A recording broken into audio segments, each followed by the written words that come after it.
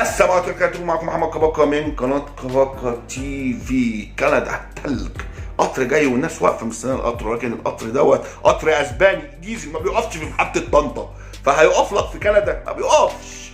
فالقطر زي ما انتم شايفين واخد في ديله ودايس نطر التلج، زي ما انتم شايفين بقى التصوير البطيء قاعد ينطر التلج على الناس. التلج نطر، انا ما اعرفش ايه نطر دي، المهم التلج نطر لحد ما وصل في وش اللي بيصور. سلام.